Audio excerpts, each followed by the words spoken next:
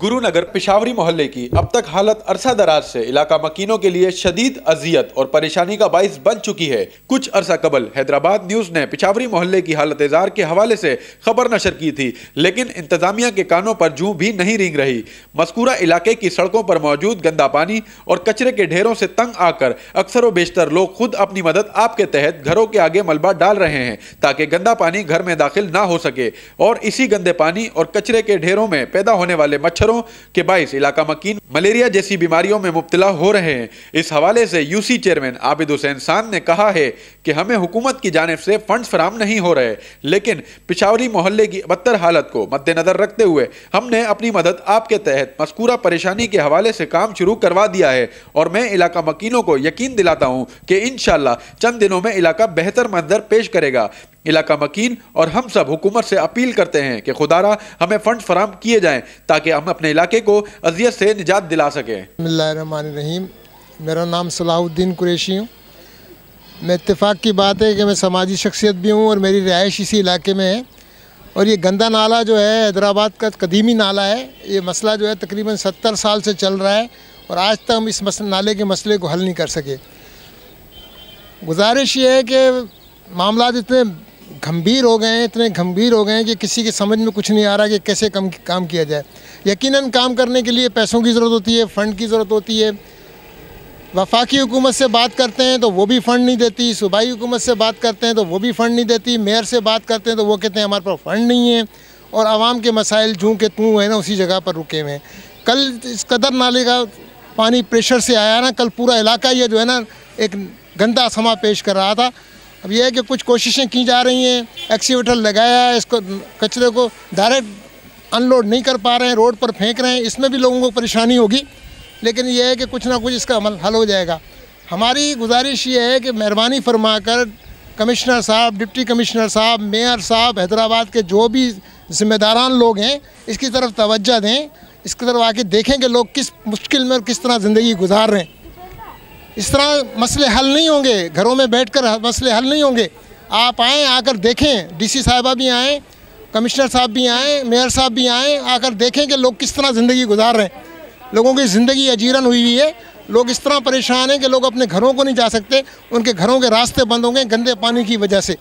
आपसे एक बार फिर गुजारिश है हैदराबाद न्यूज़ चैनल की मेहरबानी से, ताउन से, तवस्सुत से कि मेहरबानी फरमाकर लोगों के हाल पर रहम करें, कुछ अपने काम को सही तरीके से अंजाम दें। बहुत शुक्रिया। ये है कि हमारे लिए ये देखा जाए कि यहाँ नाले आए दिन भरे रहते हैं, ठीक है ना, और कोई पुरसाने हल नहीं है। घरों में हमारे फर्श में से पानी निकल रहा है, बराबर में हमारे लोगों के जितने भी घर हैं सबकी डब्लूसियाँ ऊपर आ गई हैं। और कल तो ये हाल था कि यहाँ से पानी इस तरह आ रहा था जैसे कोई रेला आ रहा सैलाब का, बिल्कुल।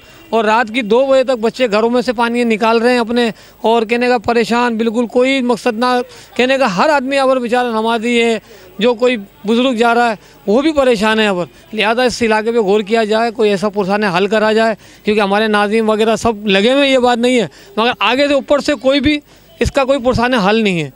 कोई ऐसी सेफ्टी दी जाए कि अगर यहाँ का कोई रोड बने या कोई पानी का ये निज़ाम बिल्कुल सही हो।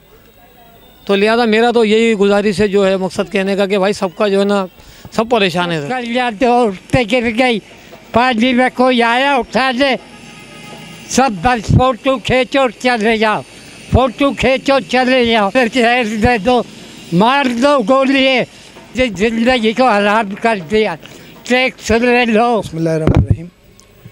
मेरा नाम डॉक्टर आबिद हुसैन सांद है और मैं इधर यूसी 20 का हक परस्त चेयरमैन हूँ। ये आप देख रहे हैं कि अभी नालों की सफाई जारी है। कल भी जो है वो काफ़ी रेस्क्यू हमने करवाया।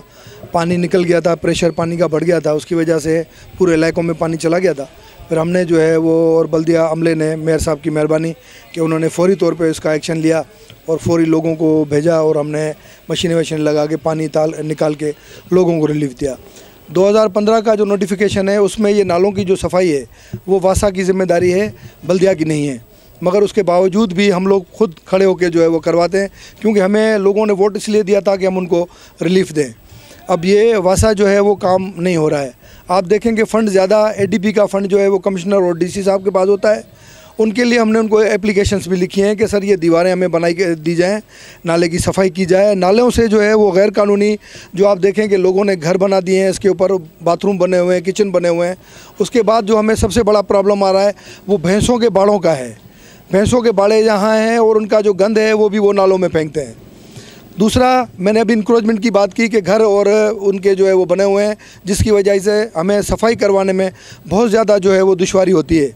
लोग भी कम हैं, मैन पावर कम है, फ़ंड नहीं है मेयर के पास, चेयरमैन के पास फ़ंड नहीं है कोई भी डेवलपमेंट का। ये जो पैसे आते हैं वो तनख्वाहों की मद में और कॉन्टीजेंसी की मद में चले जाते हैं। मगर फिर भी हम लोग जो है वो नालियों का भी हमने नालियाँ बनवाई हैं, लाइटें हमने काफ़ी लगवाई हैं, सफाई सुथराई के ऊपर जो है वो हम खर्चा कर रहे हैं। यही अब जो है वो एक चेयरमैन कर सकता है। जी, वो उसके लिए सर मेरे लोग खड़े हुए हैं जो उधर से मस्जिद की जगह से जो है उस कचरे को साइड पे करके और पानी भी हम उसको खोल रहे हैं ताकि लोग आराम से आ जा सकें। उसके बावजूद भी फिर हम इधर शाम को मशीनें लगा के जो पानी रहेगा वो मशीन के ज़रिए निकाल देंगे। सर ये सूखने के बाद ही उठेगा, मेरे ख्याल से कम इसमें जो है वो 5 से 7 दिन लगेंगे और इंशाल्लाह इसको पूरा हम उठवा लेंगे।